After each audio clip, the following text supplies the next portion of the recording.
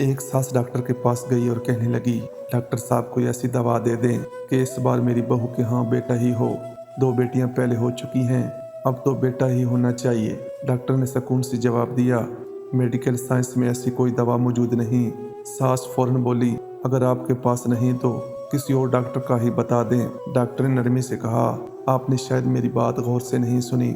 मैंने ये नहीं कहा कि मुझे दवा का नाम नहीं आता, मैं कह रहा हूँ कि मेडिकल साइंस में ऐसी कोई दवा है ही नहीं।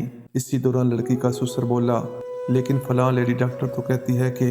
डॉक्टर ने बात काटते हुए कहा, वो जेली डॉक्टर होगी। ऐसे दावे जेली पीरों फकीरों और नाम नेहाद हकीमों का काम है। ये सब धोखा है। फिर लड़की का शौहर बोला, तो क्या हमारी नस्ल नहीं चलेगी? डॉक्टर ने जवाब दिया, नस्ल चलने का मतलब ये है कि जीन्स अगली नस्ल में मुंतकिल हों। आपकी जीन्स अगली नस्ल में मुंतकिल हों, और ये काम तो आपकी बेटियां भी कर सकती हैं। बेटा होना क्यों ज़रूरी है? वैसे भी आप आम इंसान हैं, आपकी नस्ल में ऐसा क्या खास है कि वो सिर्फ बेटे के जरिए ही चले? ससुर ने हैरान होकर कहा, मैं समझा नहीं। डॉक्टर ने मिसाल देते हुए कहा, साहिवाल की गाय की एक खास नस्ल ज्यादा दूध देती है। अगर इसकी एक ही गाय बच जाए तो फिक्र होनी चाहिए कि कहीं नस्ल खत्म न हो जाए।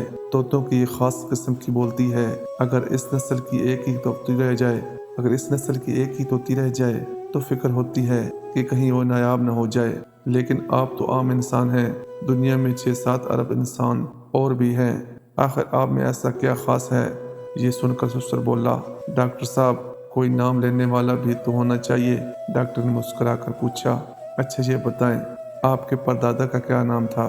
ससुर कलाते हुए बोले, वो हम शायद वो।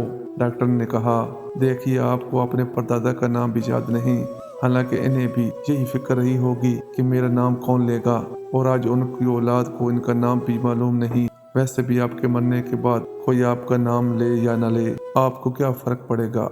कब्र में पड़ी हड्डियों को किस चीज का सुकून मिलेगा? डॉक्टर ने मजीद कहा, अल्लामा इकबाल को गुजरे कितने बरस हो गए, मगर आज भी इनका नाम जिंदा है। गंगा राम दुनिया से रुखसत हो गए, मगर गंगा राम अस्पताल के बायस आज भी याद किए जाते हैं। ईडी साहब चले गए, मगर इनका नाम हमेशा जिंदा रहेगा।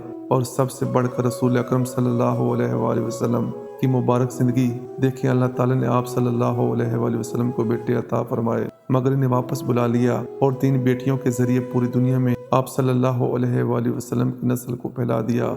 आखिर में डॉक्टर ने कहा, लिहाजा बेटी और बेटे में फ़र्क ना करें। बेटा नेमत है तो बेटी रहमत है। पोस्ट अच्छी लगे तो दोस्तों में ज़रूर शेयर